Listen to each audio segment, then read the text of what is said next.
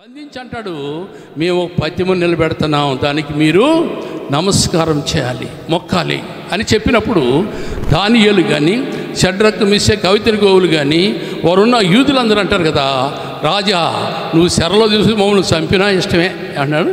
చంపినా మేము పాత్రులమే, కానీ నువ్వు నిలవబెట్టిన ప్రతిమకు నమస్కారము చెయ్యము, చెయ్యజాలం అంటాడు, అంతే కదండి.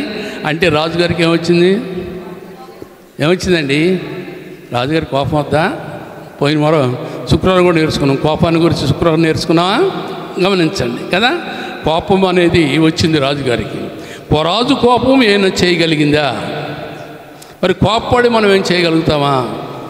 ఏమి కూడా చేయలేం కదండి. ఈ కోపం అనేది రాకూడదు. అందుకే అంటాడు ప్రభు, ఏమంటాడంటే కోపపడకుడి అంటాడు. కోపం అనేది మహా పాపం. అది గమనించండి. కోపం అనేది మనిషికి ఎట్టొద్దు, కోపం ఎద్దదండి. మీకు తెలుసు కదా, నేను పోతే ఎట్ట కోపడతారు? చిన్న మాట కూడా కోపపడతారు కదా. కోపపడి పిల్లలు కూడా అంతే కోపడతారు. తండ్రి చెబుతుంటే పిల్లలు కోపడతారా? పిల్లల కోపాలు లేవనుకుంటలే. గమనించండి అండి. ఈయన అంటాడు రాజు కోపం వచ్చిందంట. రాజు కోపం ఏమైనా చేయగలిగిందా? దేవుని ముందు మీరు మొక్కకపోతే ఏం చేస్తారన్నారు? 7 అంతల అగ్ని ఉన్నదన్న. చూశారండి, చూపిస్తారు కళ్ళకు చూపించినా కానీ వారు భయపడకుండా తిరస్కరించి దానికి సాష్టంగా నమస్కారం చేయమంటే తీసిపోయి ఎక్కడ పడేశారు? ఎంత చేశాడంట? మండుతున్నది కాక మళ్ళీ అంత ఎక్కువ చేశాడంట, 7 అంతలు ఎక్కువ చేశాడంట. 7 అంతలు ఎక్కువ, అందులో కొద్దిగా మంట బయట నిలబడ్డోళ్ళే కదండి. రాజు ఆజ్ఞ ఇచ్చి వారు తీసి అగ్నిలో పడేయమంటే పడేయటానికి పోయిన వాళ్ళందరూ చచ్చిపోయారంట. మరి అగ్నిలో ఉన్నోళ్ళు బతుకరా అండి? పడేయటానికి పోయిన వాళ్ళు ఆ ఏడిమికి బయట ఉండేవారే ఏం చేశారంటే వాళ్ళు పడేయటానికి పోయి ఇసిరి పడేయాలి కదండి, బంధించి బంధకాలలో ఉంచి పడేసరికి పడేసిన వాళ్ళు ఏమైపోయారంట? ఒడ్డుండోళ్ళు చచ్చిపోయారంట. వీళ్ళని చూశాడంట, మసి అయిపోయి ఉంటారులే వీళ్ళదేముందని. రాజుగారు ఎందుకు పాపం మనసు చడు చూశాడంట. చూసేవారికి ఎవరు తిరుగుతారంట? వాళ్ళతో 4 ఆయన తిరుగుతూ ఉన్నాడంట. దేవుని స్తోత్రం, హల్లెలూయా. 4 ఆయన తిరుగుతాడు. రాజుగారు చూశాడంట, ఏంటి మేము 3 వేసామే, ఈ తిరిగేది ఎంతమంది? 4. నలుగురిలో కోపం వచ్చినకి ఆయన రూపం ఎట్ట కనపడుతుంది? ఎవరి రూపం కనపడుతుంది? కోపం వచ్చినానికి రాజుగారికి కనపడేది ఎవరు చూస్తున్నారు? అది దేవుని రూపాన్ని చూస్తున్నాడు రాజు. దేవుని స్తోత్రం, హల్లెలూయా. దేవుని రూపాన్ని చూసి అంటాడు కదా, రాజా ఏమన్నాడు? షడ్రక్ మిషక్ అబేద్నెగోవులు మీరు బయటికి రండి, మీ దేవుడే. దేవుని స్తోత్రం, హల్లెలూయా. మన దేవుని సన్నిధిని ఎడ చూపించాలి? గొప్పవాడని మనకు వచ్చిన సేవకులకు వచ్చిన కదండి శ్రమల్లోనూ కష్టాల్లోనూ ఏం చూపించాలి? మా దేవుడు గొప్పవాడు అని చెప్పగలుగుతామా? మనం చూసి అన్నిలు చెప్పగలుగుతున్నారా? గమనించండి ప్రియమైన దేవుని బిడ్డలారా, వారు అగ్నిగుణంలో ఉండి కదండి, అగ్నిగుణంలో వాళ్ళు ఉంటే ఆయనను రక్షించడానికి యేసు ప్రభువు దిగి వచ్చాడు. దేవుని స్తోత్రం, హల్లెలూయా. ఏ కాలుష్యమైన దేవత రాకూడదా? మాడిసి బొగ్గు చేయమని దేవత రాకూడదా? వచ్చిందంటారా? వచ్చే శక్తి ఉందంటారా? గమనించండి ఏమండి. యేసు ప్రభు చూసారా, అగ్నిగుణంలోకి వెళ్ళిపోయాడంట. అగ్నిగుణం కూడా ఎట్టయిందంటే ఏసీ రూలాగా అయిందంట. దేవుని స్తోత్రం, హల్లెలూయా. అగ్నిగుణం ఏమైందండి? ఏసీ రూలాగా అయిపోయి కదండి వారు తిరుగుతూ ఉన్నారంట. 4 తిరుగుతున్నారంట. ఎప్పుడైతే రాజు చూశాడో రాజుకి 3 నలుగురు కనపడి 4వ వాని రూపాన్ని పోలుస్తున్నాడు. దేవుని స్తోత్రం. అప్పుడు దేవుని రూపాన్ని పోల్చగలమా మనం? దేవుని రూపం కనపడగానే ఏమనుకుంటాం మనం? గమనించండి కానీ దేవుని రూపాన్ని పోల్చాలి, దేవుని రూపాన్ని పోల్చుకోవాలి కదండి. దేవుని రూపాన్ని పోల్చుకోవాలంటే దేవుని ఆత్మ పనిచేసినప్పుడే దేవుని రూపాన్ని పోల్చగలుగుతాం. బబులోను రాజుకి కదా దేవుని గురించి ఉందా తెలుసా? దేవుని ప్రజలు ఏం చేయాలని తెలుసా ఆయనకి? నెబుకద్నెజరుకి పాడు చేయాలని చెరబట్టుకొని వచ్చి కదండి బబులోను దేశాన్ని కదండి, యోధా దేశాన్ని కాల్చేస్తానని ఒక నిర్ణయం తీసుకున్నాడు. చదువుకున్న వారిని, తెలివి కల వారిని, జ్ఞానం కలిగిన వారిని పరీక్షించి చెరబట్టుకొని వచ్చాడు కదండి. చదువుకున్న వారిని ఆ మధ్యలో ఉంచలేదు, గమనించండి.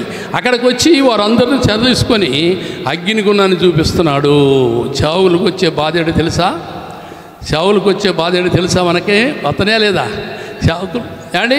అగ్ని నడుములోకి వెళ్ళిపోయి ప్రభు వారిని రక్షించాడు. దేవుని స్తోత్రం, హల్లెలూయా. రాజు చెప్తున్నాడు కదా, మీ దేవుడే జీవం గల దేవుడు, మీ దేవుడే రక్షించుటకు సమర్థుడు. వీరి దేవుడు పూజార్హుడు, ఆయన తన దూతలను నంపి తన్ను ఆశ్రయించిన వారిని, దాసులను రక్షించెను. దేవుని స్తోత్రం, హల్లెలూయా. దానియేలు ఏం చేశాడు చూశారండి? అక్కడ తన దాసులను రక్షించడానికి తన దూతలను పంపిస్తాడంటే దేవుని నమ్మిన బిడ్డలు నిరీక్షణ కలిగి, దేవుని బిడ్డలు నమ్మకం కలిగి జీవిస్తే వారికి ఎవరు కాపలా ఉంటారంట? ఎవరు కాపలా ఉంటారండి? దేవుని దూతలు కావిలి ఉంటాయి. దేవుని స్తోత్రం, హల్లెలూయా. దేవుని దూతలు కావిలి ఉండి వారిని తప్పిస్తాయి అంట. గమనించండి అండి. ఈ 40 సంవత్సరాల క్రితం మాట చెప్తాం మీకేనండి. నువ్వు మరణం అవుతావు అని చెప్పారు నన్ను. చచ్చిపోతాడు అని అందరూ చెప్పారు. అందరూ చచ్చిపోతామని చెప్తున్నారు. కానీ నేనన్నా సావను, దేవుడే నన్ను బతికేయాలంటున్నా. అన్ని స్థితిలో ఉన్నాం. అందరూ వచ్చారు.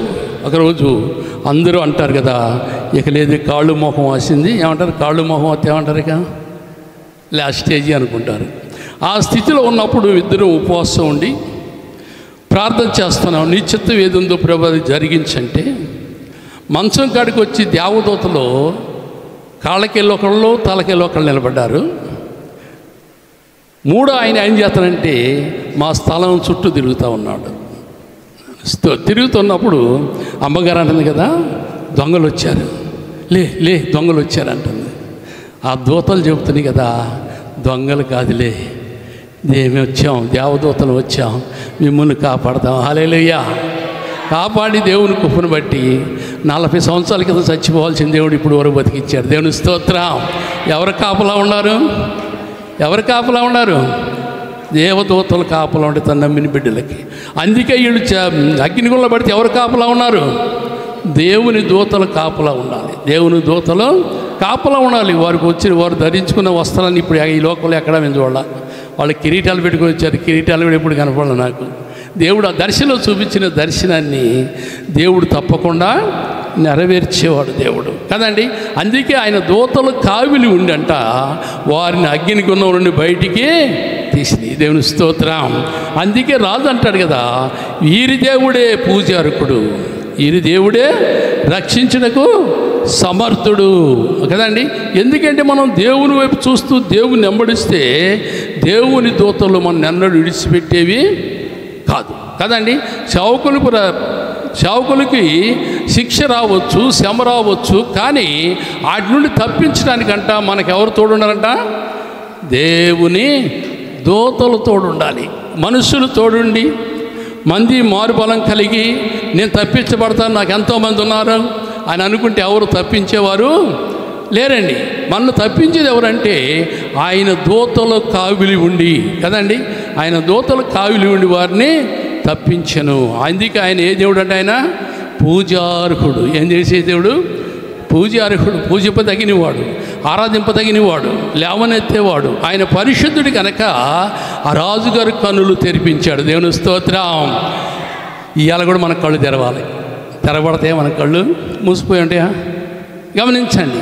కన్నులు తెరవబడి దేవుని చూసే కన్నులు నాకు కూడా దయచేయి ప్రభు అనాలి. రాజు చూశాడా లేదా? 4 అని రూపం దేవదూత రూపమును పోలి ఉందని చెప్తున్నాడే అండి. అందుకే మనం దేవుని వైపు మనం చూస్తూ దేవుని మనం వెంబడిస్తే ఆయన పోలికను చూడటానికి అంటాడు కదా. 1 అధ్యాయం 20వ వచనం చూడండి. 1 అధ్యాయం 20వ వచనం. రాజు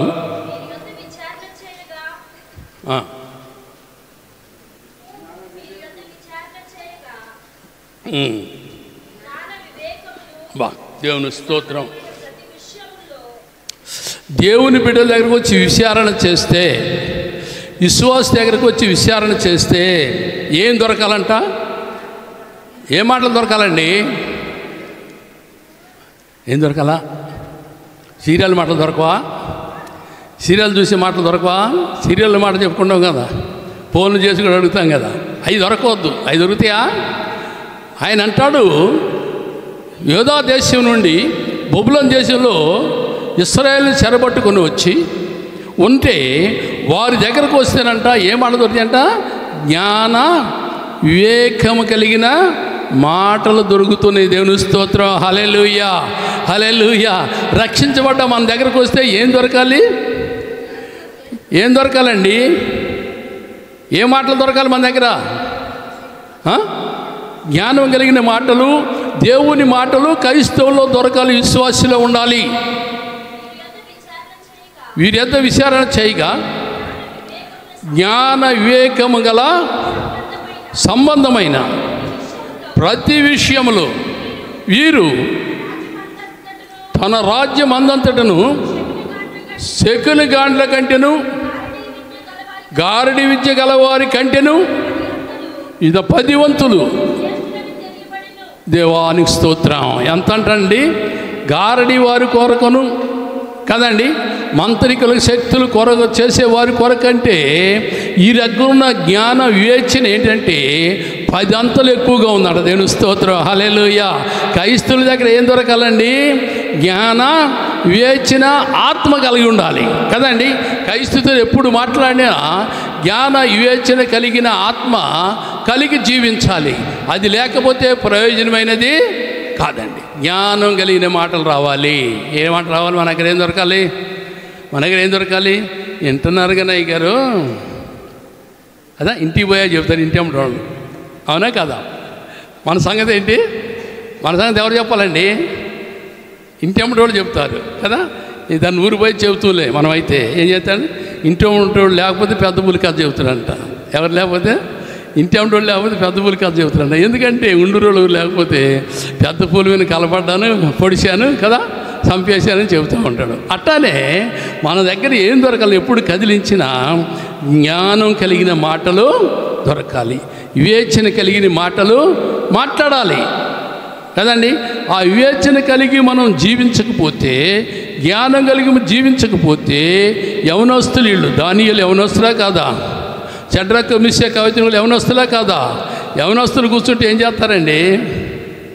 యవనస్తులు ఒక చోట కూర్చున్నారు అనుకోండి, ఏం మాట్లాడుకుంటారు?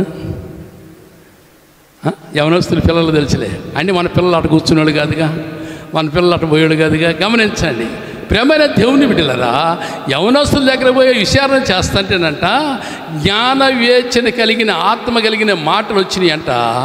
ఆ ఆత్మ అంట ఎవరికంటే? మాంత్రికుల కంటే, శకునిగాళ్ళ కంటే కదండి. ఎంత? 10 అంతలు ఎక్కువ అంట. దేవుని స్తోత్రం. హల్లెలూయా కదండి. 10 అంతలు ఎక్కువైన మాటలు మనలో కనబడాలి, జ్ఞానం కలిగిన మాటలు. ఆ జ్ఞానవంతులు దేవుని వైపు చూస్తూ దేవుణ్ణి వెంబడిస్తూ ఉంటారు. యవనస్తులైనా సరే దేవుణ్ణి వెంబడిస్తూ దేవుని నామాన్ని మహిమపరుస్తూ ఉంటారనమాట కదండి. అందుకనే మన క్రైస్తవుల దగ్గర దొరికేది ఏంటంటే జ్ఞాన వివేచన దొరకాలి. దేవుని స్తోత్రం. జరిగేదాన్ని చెప్పాలి. వివేచన అంటే ఏంటి? జరిగేదాన్ని చెప్పేది, జ్ఞానం కలిగి మాట్లాడాలి. అబ్బా వాళ్ళు నోరు తెరిస్తే చాలయ్యా అంటారా? మా మాటలు వినలేమంటాం కదండి.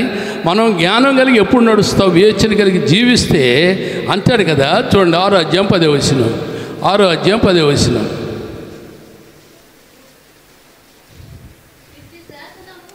ఇట్టి శాసనమును సంతకము చేయబడినని దానియేలు తెలుసుకొనెను. అతడు తన ఇంటికి వెళ్ళి యథాపకారముగా అనుదినము దేవుని స్తోత్రం. ఎట్టి శాసనం అంట? ఇట్టి శాసనం వినపడింది. ఏ శాసనం అంటే రాజుగారు చెబుతాడు కదా, నేను తప్ప ఏరే దేవుడు లేడు, నేనే దేవుణ్ణి. ఏమన్నానండి? నేనే దేవుణ్ణి, నన్నే మీరు ఆరాధించాలి. అవునా కదండి. ఎవరికి నమస్కారమో చేయకూడదు, ఎవరికి తల వంచడానికి వీల్లేదు. రాజు దగ్గరకు వచ్చే తల వంచాలి, రాజు దగ్గర వచ్చే రాజునే పూజించాలి, రాజునే నమస్కారం చేయాలి, రాజే దేవుడు అని చెప్పాలి. ఏమన్నా రాజే దేవుడు అని చెప్పాలి. ఎవరికి కూడా మీ దేవుళ్ళని ఆరాధించడానికి వీల్లేదని ఒక శాసనాన్ని పుట్టించాడంట. ఏ శాసనం అది? రాజు శాసనం కదండి, రాజు శాసనం. కానీ దానియేలు ఈ వార్త విని కూడా తన గదిలోనికి వెళ్ళిపోయంట. ఏం చేశాడంట? ఏంటండి ఏం తీశాడంట? పై గది కిటికీలను తెరిచి, యెరూషలేము తట్టు ఉన్న కిటికీలను తెరిచి ఏం చేస్తాడు? మోకరించి దేవునికి ప్రార్థన చేయించు ఆయన్ను స్తుతించుతూ వచ్చాను. అబ్బా దేవుని స్తోత్రం. ఈ సంగతి తెలిసింది, ఈ రాజాజ్ఞ వచ్చింది, ఆజ్ఞల ప్రకారము నడుచుకొని. ఇప్పుడు మనకు వచ్చింది ఒక ఆజ్ఞ, మన దేశానికి కూడా ఒక ఆజ్ఞ వచ్చిందా లేదా?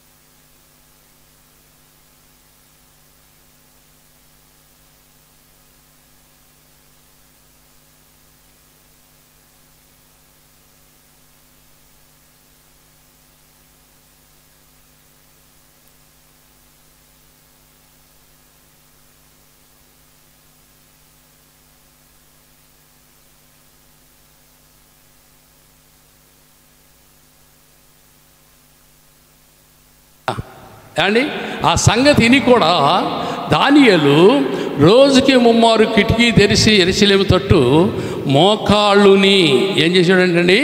మోకాళ్ళుని దానియేలు దేవుణ్ణి ప్రార్థిస్తూ ఉండేవాడంట. దేవుణ్ణి ప్రార్థిస్తూ ఉండేవాడంట. ప్రార్థిస్తున్న సమయంలో ఊకుంటారండి, చూసేవాళ్ళు చాలామంది ఉంటారు. ఆ మనుషులు గుంపు కూడి వచ్చి దానియేలు ఎవరు చెప్తారని వాడబోయారా? ఎక్కడ పోయారంట? రాజుగారి దగ్గర వెళ్ళిపోయింది. గుంపు కూడి అంట. ఎట్టపోతారండి? అల్లరి ముఖం ఎట్టుండదు? అల్లరి ముఖం ఎట్టుండదు? గుంపు కూడతారు, గుసగొద్దు చెప్పుకుంటారు లేదా? ఎవరో చెవుల్లో చెప్పుకొని బయలుదేరి ఎక్కడికి వెళ్ళిపోయారంట? రాజుగారి దగ్గరికి వెళ్ళిపోయారంట.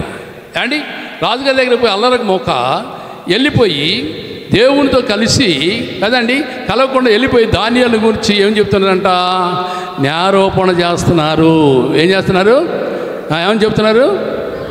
రాజు సమూహమునకు వచ్చి శాసన విషయములను బట్టి రాజా 30 దినముల వరకు నీకు తప్ప మరి రాజా నీవు తప్ప ఏ దేవునికి నమస్కారము చేయొద్దని చెప్పావే, ఏ మానవుకి నమస్కారం చేయొద్దని చెప్పావే. మరి దానియేలు ఏం చేస్తాడు తెలుసా? రోజుకి 3 మారు యెహోవా దేవునికి ప్రార్థన చేయించున్నాడు అని చెప్పగానే ఎవరైనా చేసిన ఎడల వాడు సింహాల గృహలో పడవేయబడును. ఎక్కడ? ఇదే శిక్ష అండి. ఎక్కడంట? సింహాల గృహలోనంట. దానిట పారం చేద్దని తెలిసి ఆ సైనికులంట సింహాలకు ఆహారం వేయలేదంట. 3 రోజులు ఆహారము వేయకుండా అట్టే ఉంచారంట వాటిని. ఇక ఆహారం లేకపోతే ఎట్టుంటే సింహాలు ఆరు అంటారు. ఏది దొరుకుతుంది తినేయాలని చూస్తూ ఉంటాయి కదండి. ఆ సమూహంగా కూడి వచ్చి దానియేలును పట్టుకొని పోయి ఎక్కడ పడేశారంట? సింహాల గృహలో పడేశారంట. బోను కాదు, గృహ కదండి. ఏంటంటారు? గృహలో ఎత్తి పడేస్తే దానియేలు వెళ్ళిపోయి మోకరిచ్చి ప్రార్థన చేస్తానంట. సింహాలు కూడా వచ్చి ఏం చేస్తున్నాయంట? చుట్టూ మోకరిచ్చినాయి అంట. దేవుని స్తోత్రం, హల్లెలూయా. దానియేలు సపట కొట్టాలి. దానియేలుకి ఏం కొట్టాలి? మనం సపట కొట్టాలి. దేవుని నామాన్ని మహిమపరచాలి, దేవుని నామాన్ని ఘనపరచాలి. గమనించండి, దానియేలు మోకరించి తెల్లారులు అట్టే కూర్చున్నాడంట. సింహాలు కూడా మోకరిచ్చినాయి. దేవుని స్తోత్రం, హల్లెలూయా. సేవకులకు వచ్చే కష్టాలు, శ్రమలు, ఇరుకులు, ఇబ్బందులు అవి మన్నేమీ కూడా చేయలేవు. చేస్తే అని బాధపడవచ్చు కానీ శారీరకంగా మానవంగా ఆలోచిస్తాం.